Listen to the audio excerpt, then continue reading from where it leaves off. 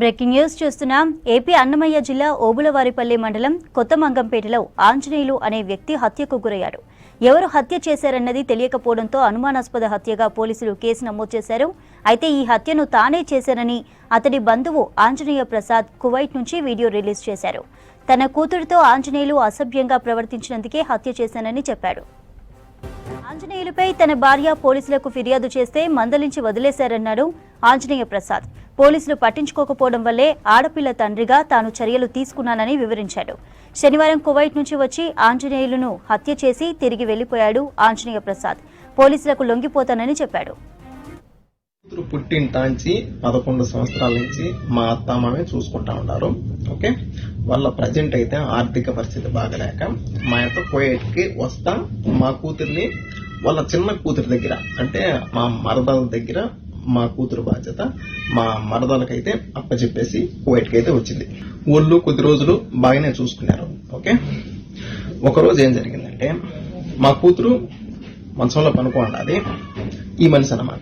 ఈ మనిషి ఏం చేశాడంటే మా కూతురు నిద్రమత్తులో ఉంది కదా అని మా కూతురు బట్టలు తీసేసి బలాత్కారం చేసి నోరు మూసిపెట్టి బలాత్కారం చేసి ఇంకా చేసేదానికి ప్రయత్నించినాడు. ఒకపారిగా అరిసేసింది బుజ్జమ్మ అని మా మరదలను అయితే అరిసేసింది.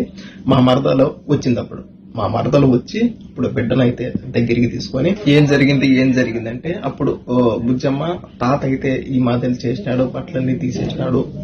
ఆడబిడ్డకి ఈ మాటలు జరిగితే చట్టం కూడా సీరియస్ గా తీసుకోవాలా. నాకు అర్థం కాల, వీళ్ళు పబ్లిక్ చేసి ఈ మాదిరిలో మాట్లాడుతూ ఉండేది ఒకటి, వీళ్ళు పోలీసు వాళ్ళు పట్టించుకుంది ఒకటి. అబ్బా నాకేం అర్థం కాల. అని మొత్తానికి ఎట్లయితే ఎట్లా అవుతుందని మొత్తానికి ఒక కన్న తండ్రిగా నిర్ణయం తీసుకున్నాను.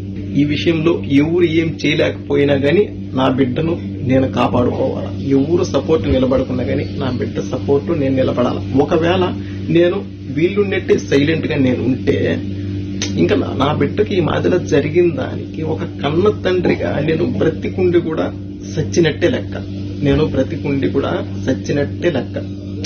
నా కూతురు డాడీ ఈ మాదిరి చేసాడు, డాడీ పట్టుకున్నాడు, డాడీ పట్టుకోరాని చోట పట్టుకున్నాడు, డాడీ బట్టలు తీసేసాడు, డాడీ భయపడినా, డాడీ మూసుకున్నాడు, డాడీ నోరు మూత పెట్టేసాడు, డాడీ భయపడిపోయినాడు, డాడీ ఊపిరాలేదు డాడీ అని చెప్తా ఉంటే ఒక కన్న తండ్రికి ఏ రకంగా ఉంటారో ఒక్క రొంత ఆలోచించండి. అందులో వీళ్ళు పోలీసు వాళ్ళు ఏం చేయలేకపోయా, వీళ్ళు పబ్లిక్ చేసి ఈ మాదిరిలో మాట్లాడేది ఒకటి. అబ్బా, అప్పుడు నిర్ణయం తీసుకున్నా, నా బిడ్డ జీవితం నాశనం చెయ్యాలి అని అనుకున్నా, అతని జీవితం ఉండకూడదు అని అప్పుడు నిర్ణయం తీసుకున్నా.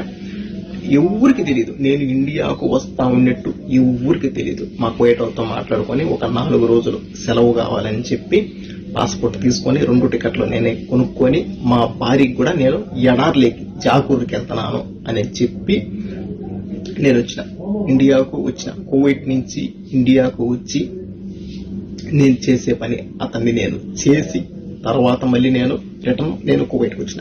ఒక్కటి ఆలోచించండి, నేను చేసింది ఓకే తప్పే, కానీ దేనికి చేయాల్సి వచ్చింది? ఎవరు దీన్ని పట్టించుకోకపోవడం వల్ల నేను ఈ నిర్ణయము తీసుకోవాల్సి వచ్చిందంట.